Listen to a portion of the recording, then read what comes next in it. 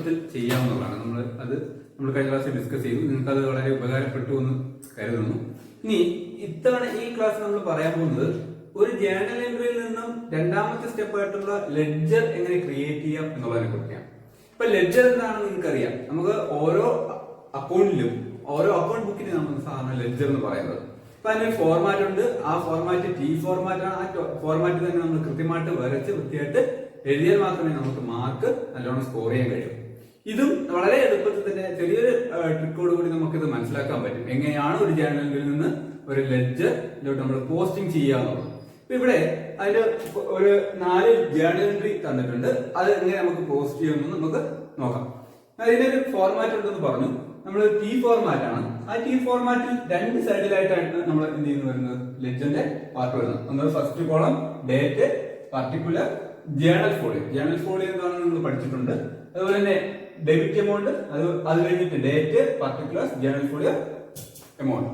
ഈ പോർഷനെ, ഇത്രയും വരുന്ന പോർഷനെ, ആദ്യത്തെ വരുന്ന പോർഷനെ ഡെബിറ്റ് സൈഡിൽ നിന്നും രണ്ടാമത് വരുന്ന പോർഷനെ ക്രെഡിറ്റ് സൈഡിൽ നിന്നും പറയും. അതുപോലെ തന്നെയാണ് അടുത്ത അക്കൗണ്ട് വരച്ചിട്ടുള്ളത്. അക്കൗണ്ടിന്റെ ഫോർമാറ്റ് സെയിം ആണ്. ഇനി ഒരു ബിസിനസ് നമ്മളൊരു ക്വസ്റ്റ്യൻ കിട്ടിക്കഴിഞ്ഞാൽ അത് ജേണലിൽ എഴുതി കഴിഞ്ഞാൽ അതിൽ എത്ര ലെഡ്ജേഴ്സ് ഉണ്ട് നമ്മൾ കൗണ്ട് ചെയ്യുക. ആ കൗണ്ട് ചെയ്തതിനു ശേഷം ആ ലെഡ്ജേഴ്സ് എല്ലാം ആദ്യം തന്നെ നമ്മൾ എന്ത് ചെയ്യുക, വരച്ച് ഇടുക. കൃത്യമായിട്ട് വരയ്ക്കുക. വരച്ച് അതിന്റെ ഹെഡിങ് എല്ലാം കോളംസ് എല്ലാം കൃത്യമായിട്ട് കൊടുക്കുക.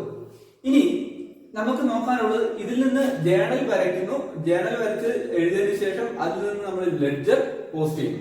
ലെഡ്ജറിലോട്ട് ട്രാൻസ്ഫർ ചെയ്യുന്നതിനെ ആണ് നമ്മൾ പോസ്റ്റിംഗ് ആണെന്നാണ് പറയുന്നത്. ഇതില് നമുക്ക് എങ്ങനെയാണെന്ന് നോക്കാം. നമ്മൾ കഴിഞ്ഞ ക്ലാസ്സിൽ പറഞ്ഞ ജേണൽ എൻട്രിയെ കുറിച്ച് പറഞ്ഞു. ആ ജേണൽ എൻട്രി ഏതാണ് ഡെബിറ്റ് സൈഡ് എന്നും ഏതാണ് ക്രെഡിറ്റ് സൈഡ് എന്നും നമുക്ക് നമ്മൾ പറഞ്ഞു കഴിയും.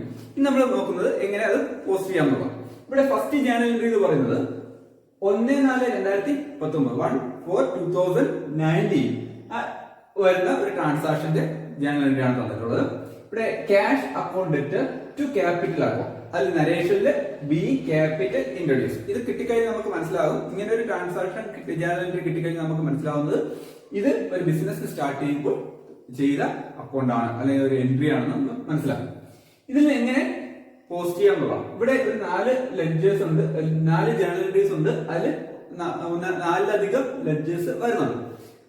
ഇവിടെ 2 ലെഡ്ജേഴ്സ്, മെയിൻ ആയിട്ടുള്ള 2 ലെഡ്ജേഴ്സിനെ കുറിച്ച് മാത്രം പറഞ്ഞുതരാം. ബാക്കി നമുക്ക് ഡിസ്കസ് ചെയ്യാം.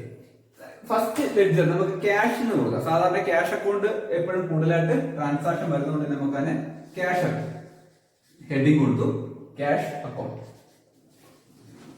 ഇനി രണ്ടാമത് നമ്മൾ വരുന്ന ലെഡ്ജർ എന്ന് പറഞ്ഞാൽ ക്യാപിറ്റൽ ആണ്. രണ്ടാമത് ക്യാപിറ്റൽ ആണ്.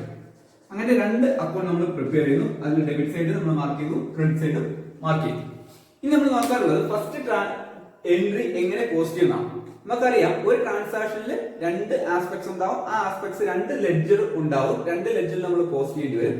അതുകൊണ്ട് തന്നെ നമ്മൾ എന്ത് ചെയ്യണം, കൃത്യമായിട്ട് 2 ലെഡ്ജറിലും ഒരു ട്രാൻസാക്ഷൻ കിട്ടിക്കഴിഞ്ഞാൽ ആ ട്രാൻസാക്ഷൻ 2 ലെഡ്ജറിൽ പോസ്റ്റ് ചെയ്ത് പോവുക. അങ്ങനെ ചെയ്ത് പോയി കഴിഞ്ഞാൽ നിങ്ങൾക്ക് മിസ്സിംഗ് വരില്ല, തെറ്റ് വരില്ല എന്ന ഒരു ഘടകമുണ്ട്. രണ്ടാമത് പറഞ്ഞാൽ വളരെ പെട്ടെന്ന് വളരെ ചുരുങ്ങിയ സമയത്ത് നിങ്ങൾക്ക് അത് എന്ത് ചെയ്യാൻ കഴിയും, നിങ്ങൾ ഈ ആൻസർ എഴുതി കഴിയാൻ പറ്റും. ഇനി ആദ്യം നമുക്ക് ട്രാൻസാക്ഷനിലോട്ട് പോകാം. ഫസ്റ്റ് ട്രാൻസാക്ഷൻ എന്ന് പറഞ്ഞാൽ ക്യാഷ് അക്കൗണ്ട് ഡെറ്റ് ടു ക്യാപിറ്റൽ അക്കൗണ്ട്. നമുക്കിത് പറഞ്ഞു, ഇതെന്ന് പറഞ്ഞ ക്യാപിറ്റൽ ഇൻട്രൊഡ്യൂസോടൊപ്പമുള്ള എൻട്രി ആണ്. രണ്ടാമത് അക്കൗണ്ട് 1/4/2019 ബാങ്ക് അക്കൗണ്ട് ഡെറ്റ് ടു ക്യാഷ് 1000 rupees. ഇതിന് നരേഷൻ കൊടുക്കുന്നത് ബി ഓപ്പൺഡ് ബാങ്ക്. ഒരു ബാങ്ക് അക്കൗണ്ട് നമ്മൾ ഓപ്പൺ ചെയ്യും. നമ്മൾ ക്യാഷ് കൊടുത്തു, അതുവഴി ബാങ്ക് അക്കൗണ്ട് ഓപ്പൺ ചെയ്യും. രണ്ടാമത് 10/4/2019 പർച്ചേസസ് അക്കൗണ്ട് ഡെറ്റ് to cash narration be goods purchase. നമ്മുടെ റോ മെറ്റീരിയൽ ആയിട്ടുള്ള ഗുഡ്സോ അല്ലെങ്കിൽ ട്രേഡിംഗ് ആയിട്ടുള്ള ഗുഡ്സോ വാങ്ങിച്ചതിന്റെ എൻട്രി ആണ് മൂന്നാമത്തെ എൻട്രി. നാലാമത്തത് 15/4/19 ക്യാഷ് അക്കൗണ്ട് ഡെറ്റ് ടു സെയിൽ. ഇത് എന്താണ്, being goods sold for cash. നമ്മൾ ഗുഡ്സ് ക്യാഷിന് കൊടുത്തു. അപ്പൊ ഇതിൽ കോമൺ ആയിട്ട് വരുന്ന ഒരു വളരെ എളുപ്പത്തിൽ പറഞ്ഞു തരാൻ വേണ്ടിയിട്ട് കോമൺ ആയിട്ട് വരുന്ന ഒരു അക്കൗണ്ട് പറയാൻ ക്യാഷ് ആണ്. ആ അക്കൗണ്ട് നമ്മൾ കൃത്യമായിട്ട് നോക്കാം.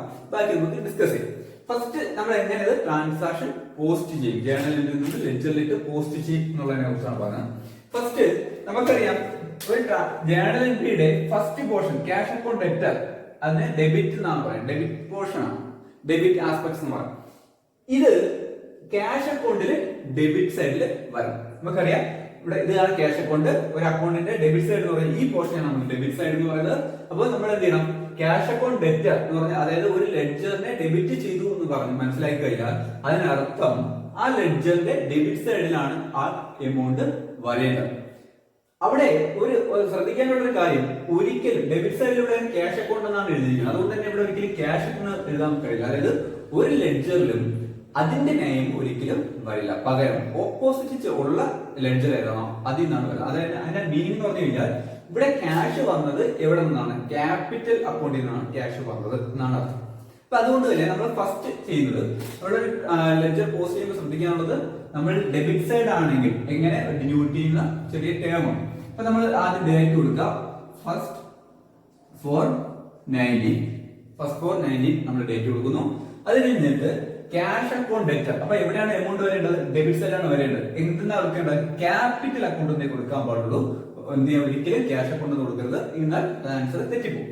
ഒരിക്കലും ശ്രദ്ധിക്കാനുള്ള ഒരു കാര്യം, ഒരു ലെഡ്ജറിന്റെ നെയിം ഒരിക്കലും ആ ലെഡ്ജറിൽ ഒരു സൈഡിലും ഇല്ല, നമുക്ക് ഓപ്പോസിറ്റ് ആയിട്ടുള്ള ലെഡ്ജറിന് മാത്രമേ വരൂ. അപ്പൊ നമ്മളിവിടെ ഡെബിറ്റ് ആണെങ്കിൽ നമ്മൾ എങ്ങനെ ഡിനോട്ട് ചെയ്യുമെന്ന് പറഞ്ഞു കഴിഞ്ഞാൽ ടു എന്ന് പറഞ്ഞ ഒരു ഇത് വെച്ചിട്ടാണ്, വേർഡ് ഉപയോഗിച്ചിട്ടാണ് നമ്മൾ ഡിനോട്ട് ചെയ്യുന്നത്. അത് നിങ്ങൾ എഴുതാൻ ശ്രദ്ധിക്കുക. അപ്പൊ ടു ക്യാപിറ്റൽ അക്കൗണ്ട്, എമൗണ്ട് എന്ന് പറയുന്നത് 50,000. എമൗണ്ട് 50,000. ഇപ്പൊ ക്യാപിറ്റൽ അക്കൗണ്ട് ഇവിടെ വെച്ച് നിർത്തിയിട്ട് അടുത്ത ക്യാഷ് അക്കൗണ്ട് നിങ്ങൾ നോക്കാൻ പോയത്, പകരം അതിന്റെ തന്നെ ക്രെഡിറ്റ് ആസ്പെക്ട് അപ്പോഴപ്പോൾ തന്നെ പോസ്റ്റ് ചെയ്ത് പോവാം. അങ്ങനെയാണ് വരുമ്പോൾ നിങ്ങൾ ടൈം ഒരുപാട് ലാഭിക്കാം. അപ്പൊ ഇവിടെ ക്രെഡിറ്റ് ആസ്പെക്ട്സ് എന്ന് പറഞ്ഞാൽ ആരെ ക്രെഡിറ്റ് ചെയ്തിട്ടുള്ളത്, ക്യാപിറ്റൽ അക്കൗണ്ടിനെ ക്രെഡിറ്റ് ചെയ്തിട്ടുള്ളത്. ക്യാപിറ്റൽ അക്കൗണ്ടിനെ ക്രെഡിറ്റ് ചെയ്യുമ്പോൾ നിങ്ങൾ ശ്രദ്ധിക്കാനുള്ളത്, ക്യാപിറ്റൽ അക്കൗണ്ടിലോട്ട് പോവുക. ആ ക്യാപിറ്റൽ അക്കൗണ്ട് പോയതിനു ശേഷം അതിന്റെ ക്രെഡിറ്റ് സൈഡിലാണ് എമൗണ്ട് വരേണ്ടത്. ക്രെഡിറ്റ് സൈഡിലാണ് എമൗണ്ട് വരേണ്ടത്. അപ്പൊ നമ്മൾ ഡേറ്റ് എഴുതുന്നു 1/4/19 ഡേറ്റ് എഴുതി. അതിന് ക്രെഡിറ്റ് സൈഡിലാണെങ്കിൽ നമ്മൾ എപ്പോഴും ഇങ്ങനെ ഡിനോട്ട് ചെയ്യാറുള്ളൂ, ബൈ.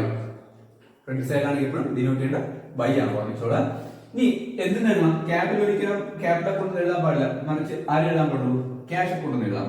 അപ്പൊ ബൈ ക്യാഷ് അക്കൗണ്ട്. എത്ര എമൗണ്ട്, 50,000 നമുക്കറിയാം. അപ്പോൾ ഒരു എൻട്രിയുടെ രണ്ട് സൈഡും നമ്മൾ എന്ത് ചെയ്യും, ഡെബിറ്റ് സൈഡ് എഴുതി ക്രെഡിറ്റ് സൈഡ് എഴുതി. ഇങ്ങനെ എഴുതി കഴിഞ്ഞാൽ നിങ്ങൾക്ക് ഉള്ള ഒരു മെച്ചം ഗുണം എന്ന് പറഞ്ഞു കഴിഞ്ഞാൽ അത് സമയം ലാഭിക്കാൻ പറ്റും. അല്ലെങ്കിൽ നിങ്ങൾ ക്യാഷ് അക്കൗണ്ട് മാത്രം ഒരു ആദ്യം എഴുതും, പിന്നെ ക്യാപിറ്റൽ അക്കൗണ്ട് എഴുതും, പിന്നെ ബാങ്ക് അക്കൗണ്ട് എഴുതും. ഇങ്ങനെ എഴുതി കഴിഞ്ഞാൽ നിങ്ങൾക്ക് എന്ത് ചെയ്യും, ഒരുപാട് സമയം നഷ്ടമാകും. അപ്പൊ അങ്ങനെ ഉണ്ടാകാതിരിക്കാൻ വേണ്ടിയിട്ട് ആദ്യം നിങ്ങൾ ചെയ്യാനുള്ളത്, ജേണൽ പ്രിപ്പയർ ചെയ്ത് കഴിഞ്ഞാൽ എത്ര ലെഡ്ജേഴ്സ് ഉണ്ടെന്ന് കൗണ്ട് ചെയ്യുക. ആ കൗണ്ട് ചെയ്തതിനു ശേഷം എല്ലാ ലെഡ്ജേഴ്സും അത്യാവശ്യം സ്പേസ് ഇട്ട് വരയ്ക്കുക. വരച്ചതിന് ശേഷം എന്ത് ചെയ്യുക, ആ ലെഡ്ജ് ജേണലിൽ നിന്ന് അതായത് ഓരോ എൻഡ് വെച്ച് രണ്ട് ഡെബിറ്റും ക്രെഡിറ്റും എന്ത് ചെയ്യുക, പോസ്റ്റ് ചെയ്ത് പോവാ. ഇനി നെക്സ്റ്റ്, ഇപ്പം ഇവിടെ വരയ്ക്കാൻ ബുദ്ധിമുട്ടുള്ളത് എന്ത് ചെയ്യുന്നു, അടുത്ത ലെഡ്ജേഴ്സ് ഞാൻ ഡിസ്കസ് ചെയ്ത് പോവാം. ഇവിടെ ബാങ്ക് അക്കൗണ്ട് എന്ന് പറയുന്ന അതിനാണ് ഡെബിറ്റ് ചെയ്യുക. രണ്ടാമത് എന്താണ്, ബാങ്ക് അക്കൗണ്ട് ഓപ്പൺ ചെയ്യും. ഇപ്പൊ ട്രാൻസാക്ഷൻ ജേണൽ എൻട്രി എന്തായിരിക്കും, ബാങ്ക് അക്കൗണ്ട് ഇട്ട് ടു ക്യാഷ് 1000 rupees. അപ്പൊ എന്ത് ചെയ്യാം, ആദ്യം ബാങ്ക് അക്കൗണ്ടിനെയാണ് എന്ത് ചെയ്യുന്നത്, ഡെബിറ്റ് ചെയ്തിട്ടുള്ളത്. അപ്പൊ ഉദാഹരണം ഇവിടെ നമ്മൾ ജസ്റ്റ് ഒരു ബാങ്ക് അക്കൗണ്ട് വരയ്ക്കുകയാണെങ്കിൽ, ബാങ്ക് അക്കൗണ്ട് വളരെ മനസ്സിലാക്കാൻ വേണ്ടി ജസ്റ്റ് വരയ്ക്കുകയാണ്. ബാങ്ക് അക്കൗണ്ട് വരയ്ക്കുകയാണെങ്കിൽ അതിന്റെ ഡെബിറ്റ് സൈഡ്, ഇതിനാണ് നമ്മൾ ഡെബിറ്റ് സൈഡ് പറയുന്നത്, ക്രെഡിറ്റ് സൈഡ്.